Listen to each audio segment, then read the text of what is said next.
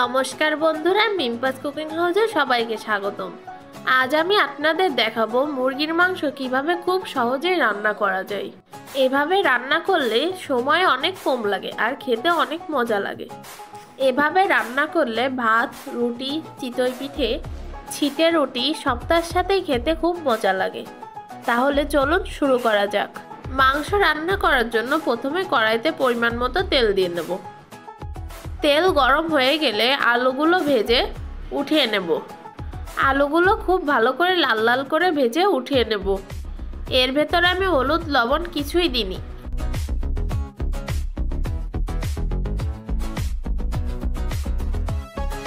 আলু ভাজা তেলের ভেতরেই প্রথমে ফোড়ন দেব।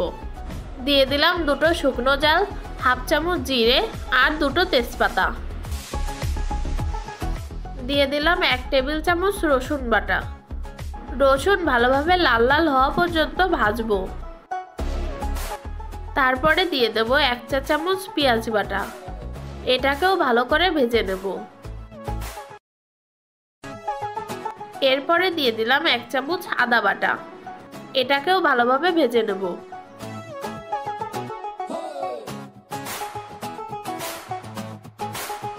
ভাজা হয়ে গেলে এর ভেতরে দিয়ে দেব পরিমাণ মতো লবণ।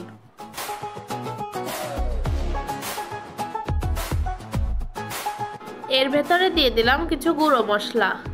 এর ভেতরে রয়েছে 1 চা চামচ জিরে গুঁড়ো, 1 টেবিল চামচ শুকনো লঙ্কার গুঁড়ো আর 1 চা চামচ চাট মশলা। এটা দিয়ে এর ভেতরে সাথে সাথে সামান্য একটু জল দিয়ে নেব। মশলাটার থেকে তেল ছেড়ে দিলে মাংসগুলো দিয়ে দেব। এইবার মাংসগুলো ভালোভাবে নেড়েচেড়ে কষিয়ে নেব। এর ভেতরে জল দেব না। মাংস থেকে যে জল বেরোবে তা দিয়ে মাংসগুলোকে ভালোভাবে কষিয়ে নেব। মাংস কষাতে কষাতে যখন এর ভেতর থেকে তেল ছেড়ে দেবে তখন পরিমাণ মতো হলুদ দিয়ে দেব। হলুদ দিয়ে বেশিক্ষণ নাড়াচাড়া করব না, অল্প একটু নাড়াচাড়া করেই জল দিয়ে দেব।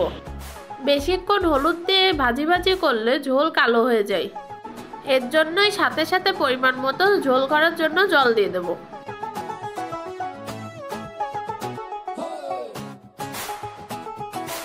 ঝোল ফুটে উঠলে এর ভেতরে ভেজে রাখা আলুগুলো দিয়ে দেব। এইবার জোরে জাল দিয়ে ঝোলটা ভালো মতো ফুটাবো। ঝোলটা যত জোরে ফুটবে তত সুন্দর লাগে খেতে। আমাদের ঝোলটা হয়ে গেছে। নামানোর 5 মিনিট আগে ভেজে রাখা হাফ চামচ গরম মশলার গুঁড়ো দিয়ে দেব। আমাদের মাংস রান্না হয়ে গেছে। এবার নামিয়ে নেব। খুব গামাখা মাখা করব না, একটু ঝোল ঝোল রাখবো। এটা ঝোল ঝোল খেতেই বেশি সুন্দর লাগে। বন্ধুরা, আমার ভিডিওটি যদি আপনাদের কাছে ভালো লাগে থাকে তাহলে প্লিজ লাইক, কমেন্ট, শেয়ার এবং সাবস্ক্রাইব করে দেবেন। ভিডিওটি শেষ পর্যন্ত দেখার জন্য সবাইকে ধন্যবাদ।